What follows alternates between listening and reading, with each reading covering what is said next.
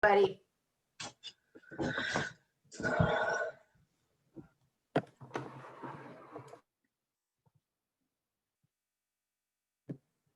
Okay, he muted me too. Okay, if you guys could, Brent is already recording, but if you could send a message to maybe the person that enrolled you, if they're not here, or somebody that you've recently enrolled, and just say, hey, jump on the Zoom call. I'm on right now. This is going to be a good one, because this is going to be a good one.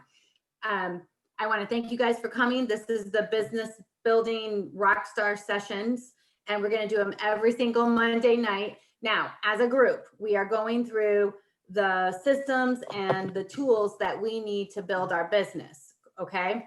And we're doing this so that it's easier for you to be duplicatable, so that there can be more business in your business. As we train each week, what we train on, you need to decide what level you're going to take the training. Okay, we're using the penny app analogy. So you maybe when you hear the training, you're going to, no matter what, you know, you're going to be an easy does it person. Maybe you're going to be a crank it up. Maybe you're going to be a freight train. Whatever training you hear, whatever level you want to push it out, that use those analogies. Okay, when you're thinking about how you're going to facilitate this. The system we're going to be talking about tonight is customer acquisition. The tool that we're going to talk about is the story, yours and other people's. Now, before we get into that, last week we talked about the contact list, and just a show of hands, how many people made an actual contact list? Oh, that's so great. That's wonderful. Okay, if you didn't, you still can do it. You can do it in a notebook, you can do it on a whiteboard, whatever. Please still do the contact list, okay? If you need the recording for that, you can't find it, Brent will send it to you.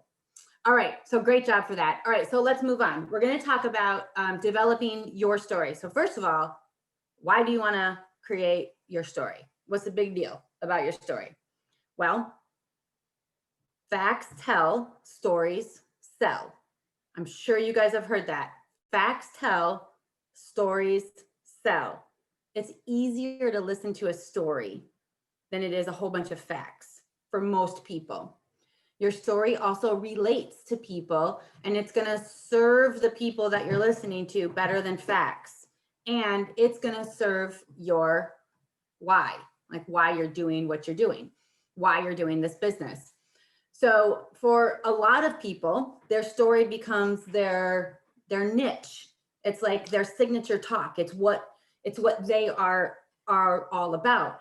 That's not a bad thing, because that attracts people to their community. Don't worry if you just have this one thing. You don't have to have a whole bunch of stories with all these different things.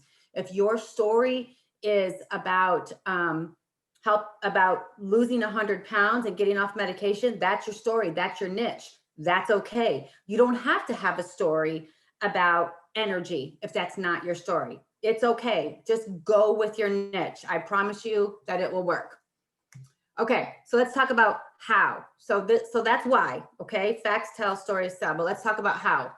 First of all, before you tell your story, you do have to build a little rapport with people and the people that you're talking about or talking to, so that you can tell them the right story to share. Now, really, honestly, this is going to be a learned thing, and it's going to be something that you're going to have to work on. Is while you're building rapport with somebody and while you're getting to know them, you have to think about the right story for them. Example, if I'm talking to my friend who needs to lose 100 pounds, I cannot relate to her. I can't. I have no clue what she's going through, because I've never lost 100 pounds and I don't need to lose 100 pounds. So I can't tell my story to her about energy, because that's not what she needs to hear. I would tell her Michelle's story.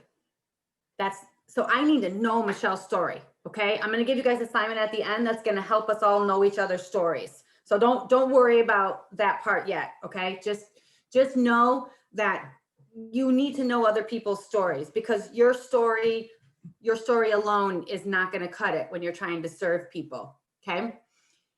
Also, the other thing is that you might have more than one story. Like, for example, I know Brent has a performance story about how he felt with the nutrition, but I also know he has a financial story. So you might have 2 different stories. You might have 3 different stories. So, again, as you're building rapport with these people, you got to kind of figure out what story you're going to share with them. Don't share them all. Do not share them all. Okay. So number 1 thing is figure out what your people need. This is the key. You're going to learn to get quick on your feet, because what you're going to do, Jason tells me it all the time, is you share a little bit of your story, Carla, like 30 seconds of your story. If it doesn't match the need of that person, they only get 30 seconds of my story. And then I launch into somebody on my team story who I know can help them. And then what do I do, babe? Ask open-ended fact-finding questions. Say it out loud. Ask open-ended fact-finding questions. And then what do I do? Tell the story based on their needs. And then you tell the story based on your needs, and then I have to stop talking. I have to. Oh yeah, sorry. Yeah, Shut up. I literally gave him permission to tell me to shut up, and he didn't. He missed it. But yes, I have to shut up so that I can hear them. Okay, so Pat Quinn, if you guys want to write his name down, Quinn, I would highly recommend Googling him. He's got a 24-minute YouTube video out there, and it was the exact speech that he shared on the GoPro. You should listen to it because it's great. He says there's 3 things that we have to do in the first 5 minutes. Whenever we're in front of somebody, whether we're across them at a coffee table or at a coffee shop, or if we're like speaking on stage, or if you're on Zoom, there's 3 things. You have to be ordinary. So you have to be like them. You have to be extraordinary. So you have to show them that you've done things. Well, wait, let me go back to the ordinary. The ordinary is, I'm just like you. I've done what you've done. I've walked in your shoes. I'm worried about the things that you're worried about. Extraordinary means I've done some things you haven't done. I've had some experiences you haven't had yet. And I know some things that you don't know yet. And that's why you should listen to me. And then the third thing is that you want to share with them your why. So here's a few other things to share, or for you guys to know about telling your story before I get into the guts of it. Okay. Just some quick things to kind of jot down. And Jason, if you have any that I missed, tell me. Okay. So first of all, just some of this might be a little recap. Your story is okay, but keep it short. If it doesn't pertain to them, tell it, ask open-ended fact-finding questions, and then shut up. Listen and get ready to learn what story from your team that you can share. Next thing is be ordinary, then extraordinary, and then share your why. Keep it 1 to 3 minutes long. I know what Isagenix has taught us in the past, but 1 to 3 minutes long to somebody that you have built rapport with, who is ready to get help. They can handle a 1 to 3 minute story. They can't handle a 5-minute story. And if you start to see them drift away during that 3 minutes, then you need to end it. You need to end your story, okay? Look at your audience when you're talking to them. It does not matter if you are on screen or not. The folks that were watching the Zoom Eric Worre thing felt the full effect, because these guys were walking around back and forth. And then when they started to tell their story, they said, and then, like they came right up and they said, and then, and their emotions changed and their voice changed, and they walked here and there, and those kinds of effects and using your hands are very important when you're telling your story. That's how you show your passion. So don't be afraid. Don't be afraid to do that. While you're doing that though, still stay true and real, and don't lie. Make sure your story is a story from somebody on your team. If you don't know the person that you're telling the story about, then you probably shouldn't tell that story. I think that the passion will come out and the authenticity will come out if you know that person. Because I love Michelle Gilbert. So when I tell the story, that she got off of all of her medications and she's free from the freaking pill box. I can only get passionate about that because I know her and I love her and I wanted her to break up with that pill box. See what I'm saying? See the difference? If I didn't know her and care about her, then that story wouldn't have come through that way it just now did. Know that your story may change as you change in the business and the nutrition, and that's okay. Tell your story a lot. You should not need notes when you tell your story. And if you're going to practice it this week, that's great, but you need to practice it every week and every day. As a matter of fact, your story is a great affirmation for yourself. If you can stand up in the morning and say your story out loud, that is great practice, but it's also a great affirmation for yourself because it's a great reminder of how far you've come. Tell fun stories with empowering messages wrapped in. Our little friend Dean Grassi, whatever, says that. And he also says, storytelling is an art and it is a gift, and every single person can learn this. Every single person can learn how to tell a story. Okay? You don't even know how good you are at it yet, but you are. Because think about if something happens to you, you go to see a good movie. Well, shit, we haven't seen a good movie in a while. Okay, pretend you've seen a movie recently. Okay, so you go see this movie and then you come home and you're like, oh my gosh, you guys cannot believe. You guys cannot. Darth Vader is Luke's father. Like you tell that story, right? You told that story. I don't know why. That's the first thing that came to me. So you told that story of the movie to whomever, or did you just did you? I've left sip and samples, and I've called Beth or I've called Brent, and I told the story of what happened. So you are a good storyteller. You know what I think you might not be good at is talking about yourself. So if that's the case, then don't talk about yourself. That's where you knowing somebody else's story can come in handy, because then you're not talking about yourself. Because some of us might have a little bit of a barrier talking about how extraordinary we are. We might have a barrier with that. Try to build a bridge and get over that. But if you do, then that's where you could tell somebody else's story. Okay, I need water again. Remember last time? Okay. Now, do you have anything to add to that? No, you're doing great. That's Okay. awesome. Okay. He's here my backup in case I miss anything. Okay, so what is the story? So I'm gonna give you guys like 3 different methods or 3 different tools within telling the story. So here's the first one. This is the one that we all kind of probably know. There's the 3 stages of telling a story. There's the before, the pivot, and the now. Okay, so here's one story I can share. Before Isagenix, I lived home party to home party. Jason and I argued a lot about money. I had to ask him for money when I went to get my hair done or wanted to treat myself. Then my life changed. I was invited to an Isagenix meeting. I met someone who was a retired police officer who was a millionaire. I met a school principal making some side hustle money to send his kids to college. I met a mom who wanted to stay home with her kids, and she busted ass to make $10,000 that month.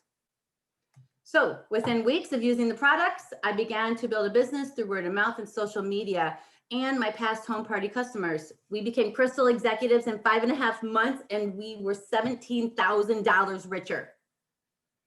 Currently, we have 1,249 people in our downline. We're ranked in the top 100 leaders in actions in the whole company. And now things are different. We get along better. We have a savings account that we're really proud of. And I treat myself and my daughters to spa days all the time.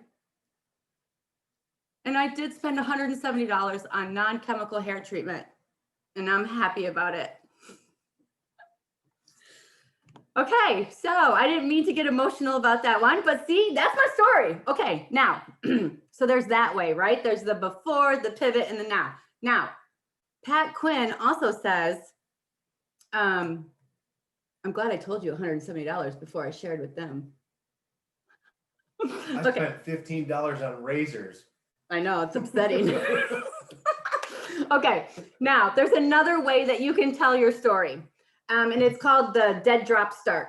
Okay, so here goes this one. I don't have this one all the way memorized yet, so forgive me, I gotta look off a little. I was at Macy's on a Monday alone because hardly anybody shops on Mondays. I had 8 bathing suits with me. I was on my last one praying it looked better than the 7 previous. Already I had to move from a bikini to a tankini, and I still had too much here and not enough here. I felt fat and old and ugly. And standing there in that dressing room, the last one I tried on did not look right either. So I bought a pretty cover up and the best of the bathing suit bunch.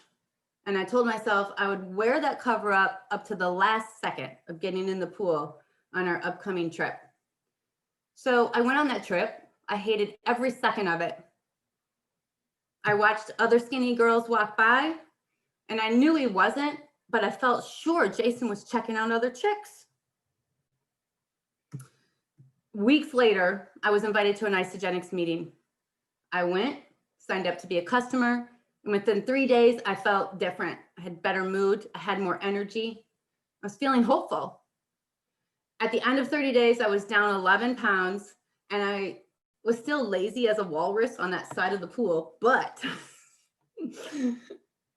I was feeling better. After 5 months, I was down 40 pounds, 70 inches, and I actually felt this weird willingness to do fitness. I went shopping after that for our next trip on a Saturday with my girlfriends. And I loved coming out of the dressing room and looking for their yays or their nays. I went on the next trip with confidence and I threw away that damn cover up. So that's another way to tell the story, right?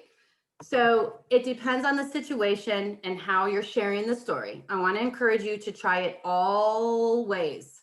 One other thing that we learned about telling your story is that you take all the elements of it and you just chunk it down into a few words. So there's another way of, there's another story I had, and like the before words were pain, hopeless, exhausted, and hiding. And then my after was free, smaller, and enthusiastic. Like if you could write out your story and develop your story with the before and the pivot and the now, and then just find 6 words, 3 words of before and 3 words after, those words can be very, very powerful as you're telling and sharing your story. Do you have anything to add? My middle-aged emotionalness is getting to me, babe. Help me. No, it's people want to tell their 30-second story or a 5-minute story, whatever it may be, and they don't put as much emphasis on the person that's telling the story. You are a canvas, and you put yourself in a position to sell yourself. You're not selling the product. People want to relate to you. You have to be an artist. Just to say, I've been on Isagenix for 3 years and I lost 40 pounds. That is not relatable. Be passionate, be committed, be extraordinary, be outlandish if you have to a little bit when you're explaining what your story is. That passion is going to be what grasps that individual's attention. And believe me, you heard it. I seen all of you clapping because of the emotion that she put into it. That's truth. That is coming from the heart. If you can replicate that passion, you're going to be very, very successful. She's a prime example of that. So I just want to emphasize that just because you think that you're still going through the process, you haven't met the goals that you wanted to meet, that journey is still a story. That journey has a start and where you are now in a direction you want to go. Be passionate about that. And in the goal itself, although it may not be achieved, you're still on that journey. So tell that story with passion. I was thinking about, thanks, babe. I was thinking about something else Pat Quinn said, and some people might not know where to start with their story. But think about what you used to lay awake worrying about, or what was keeping you awake, what was bothering you. Another one of my stories is I had a lot of pain in my body from years of athletics, and then just, whatever, inflammation. And so do think about what your audience, or what the person you're talking about, what does pain them. I ask them questions about like, what do you want to change up about your health? And always the first answer is not the real answer. You got to do a little digging to figure out what they really want. It almost always ends up to be something connected to their family. I can't get down on the floor and play with my kids. I don't think my husband finds me attractive. Ladies are not going to say that to you. They're not going to say that to you. But if you can say that, if you felt that ever, because I did feel that. I know my husband has eyes only for me, but I felt like he might be looking at somebody else because I felt old and fat and ugly. And so why wouldn't he be looking at these goddesses walking in front of me with his dark sunglasses on? Of course I thought that. I'm a woman and we get a little psycho sometimes, but all women feel that. And so don't expect them to say it. You should say it if that's something that you went through, or sitting there. Yes, men do too. I know. You're right. You're right. Or being in the dressing room and like you just want to die because nothing fit. You couldn't, why did you grab all those sixes? Are you stupid? You know what I mean? Like those kinds of things have gone through women's heads a lot. So if you feel those things, then you have to say them, as embarrassing as they might seem to you, because those are the things that keep people awake at night. Those are the pains. So find the pain that you had before and then put that into your story if it can help the person that you're talking to. Okay, yes, Michelle? I just want to add something really quick. Pat Quinn also said that another powerful way to tell a story is to tell your story backwards. So start with a little bit of the now to like hook, and then go back and say something like, but that's not the way it always was. Here's how I used to be. Yeah. And then tell the before, and then the pivot, and then a little bit more of your current. All right, I'm glad you brought that up. Thank you very much. So this is what I want you guys to do. This is going to be your assignment. You got 24 to 48 hours. Is I want you to write your foundation story. Just write your basic foundation. The before, the pivot, the thing that changed. I went to a meeting, I got invited, and then how you feel now. Write that out. And then from there, you can develop what the heck did I call it? The dead drop story, where you start with like kabam, or do what Michelle just now suggested and say it backwards.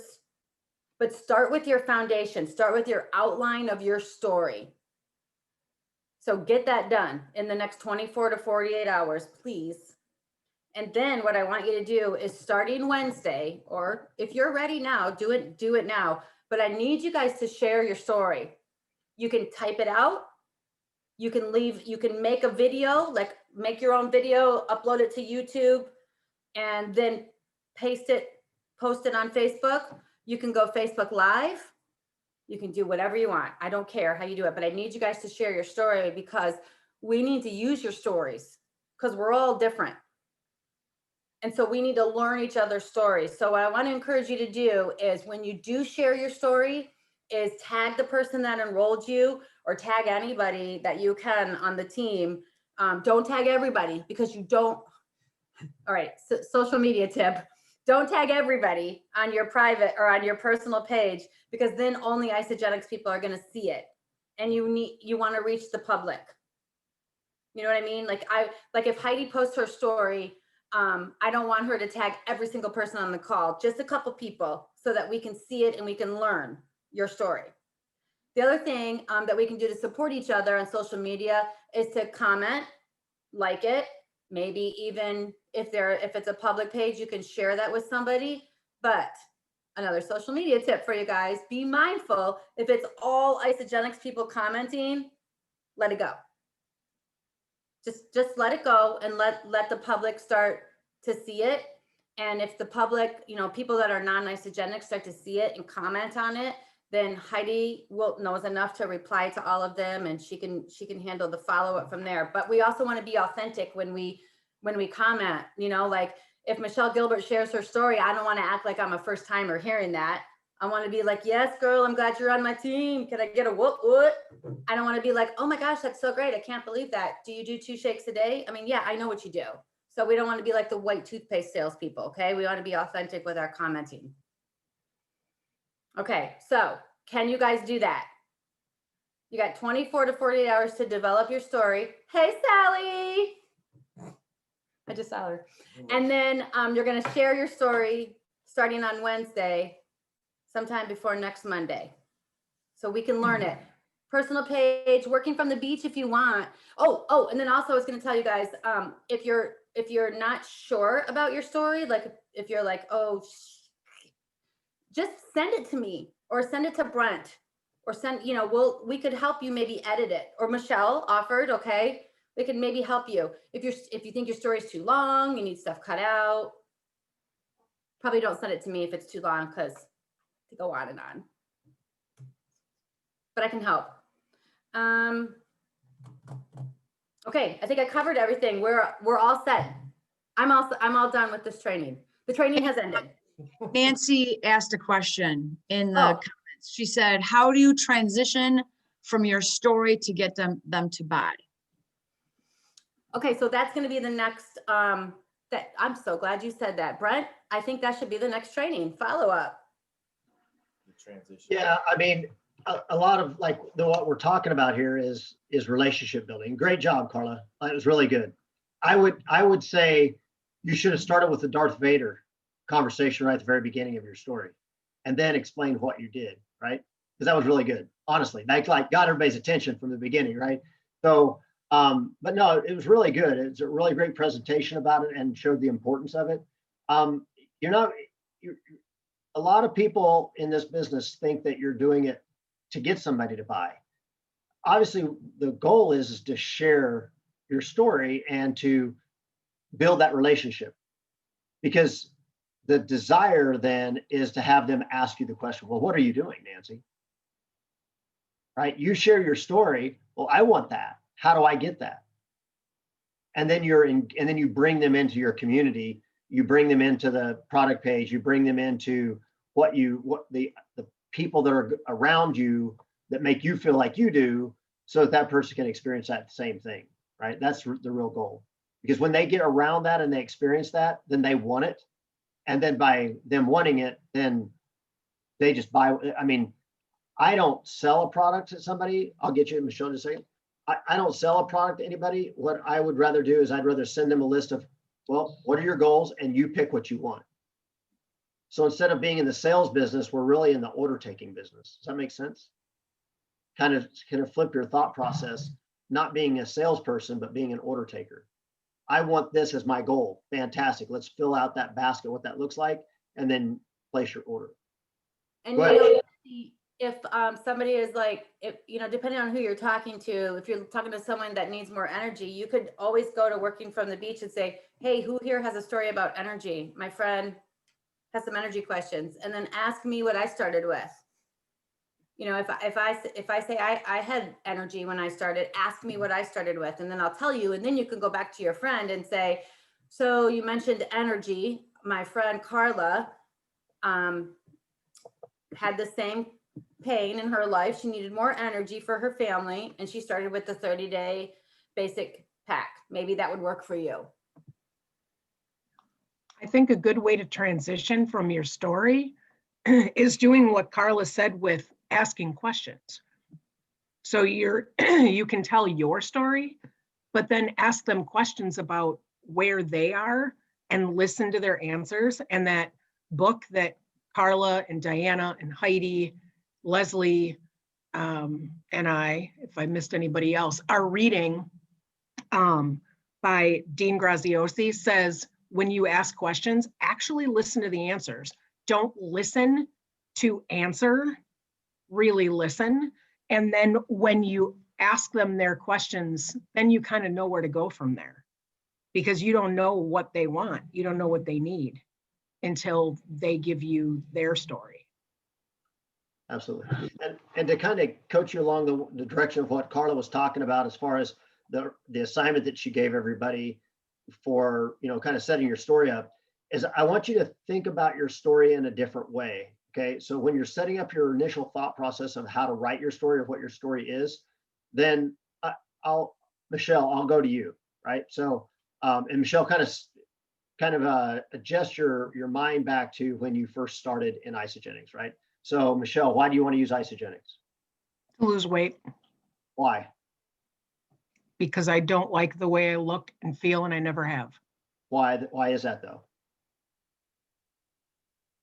I want to look better and be attractive. And what experience have you had that made you feel that way? Don't even get me started. Just give me one. Seriously, just give me teased one. as a kid for being fat. Is there one that just sticks out in your mind that's more than others? Oh yeah.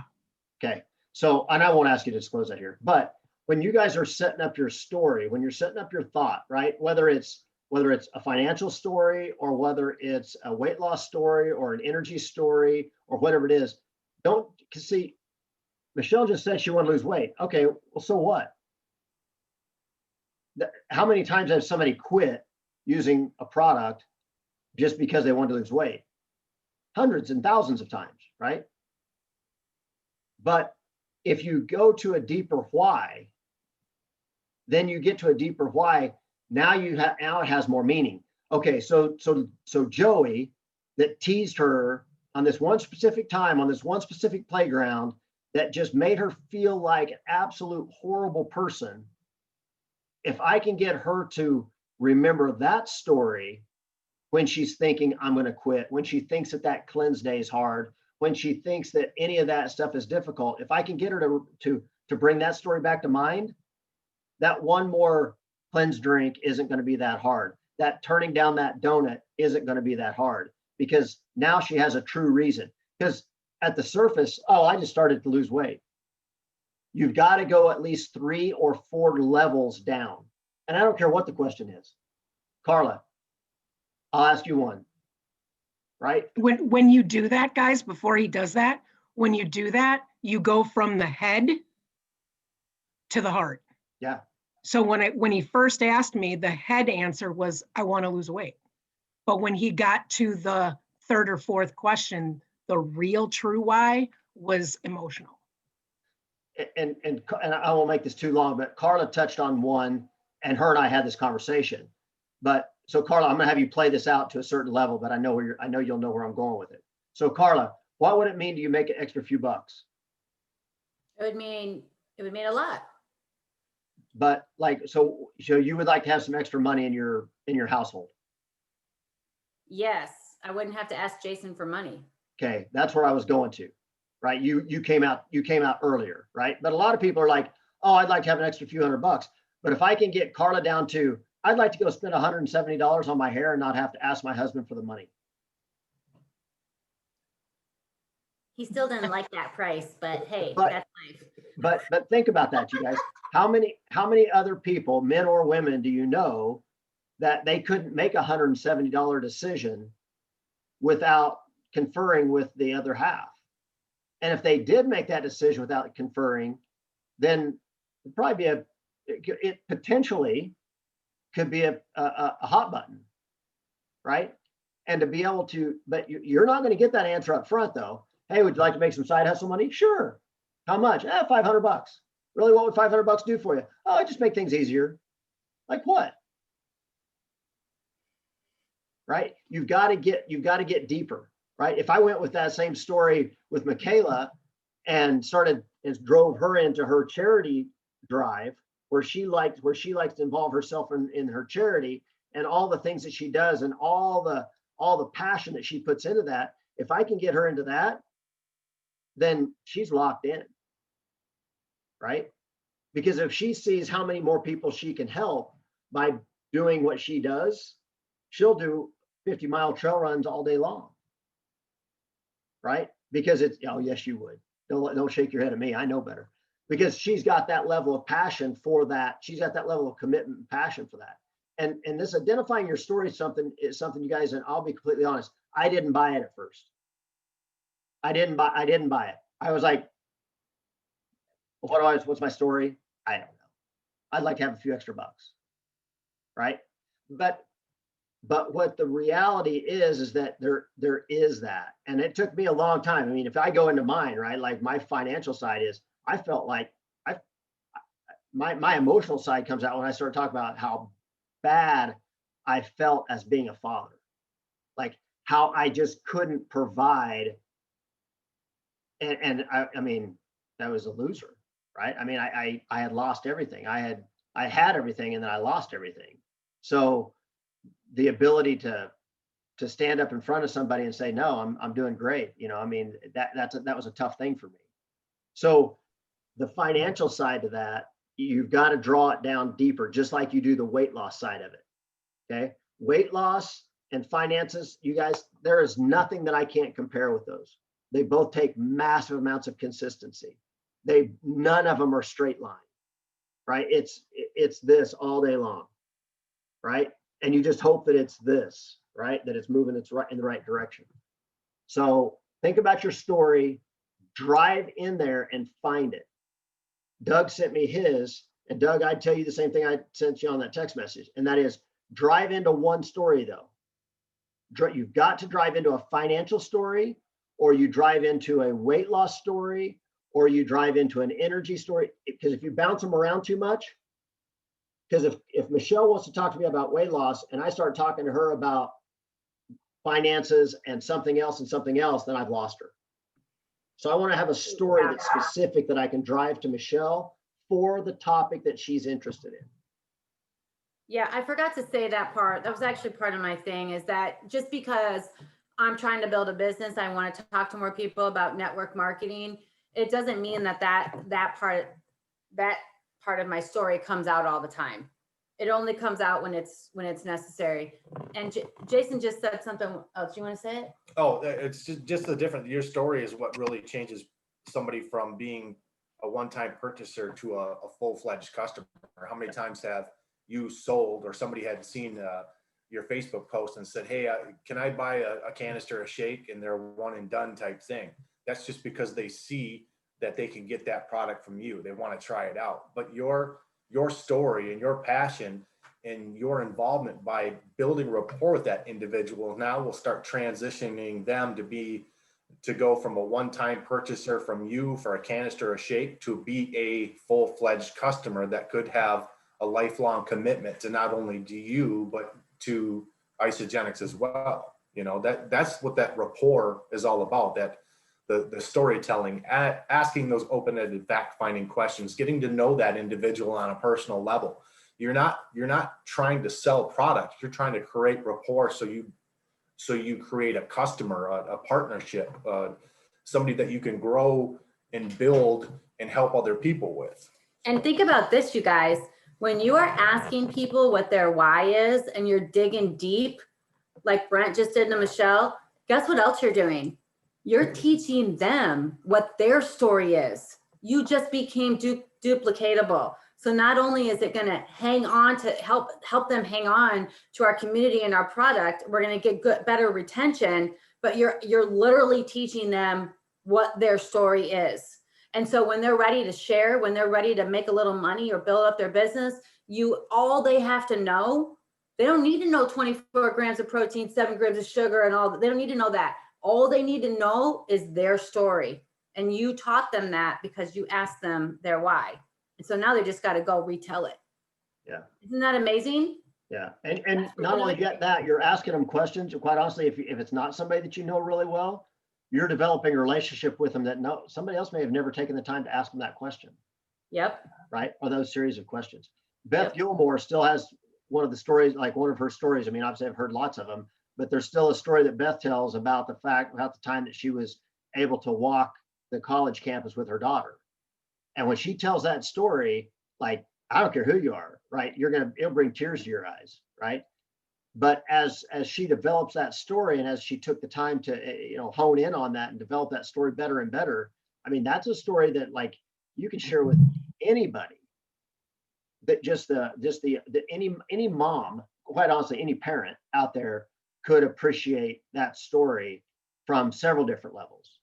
So those are all great stories to be able to work and share and stuff like that. So good stuff. Thank you, Carla. You did a fantastic job. Okay. And what Carla just said is what makes Isagenix stick out from a lot of other companies, not just the fact that our product is better, but that our community is better. If you take the time to have those conversations with them and coach them and help them realize who they are, who they want to be, where they want to go, that makes us better. Yeah, for sure. We're giving people more than other companies do.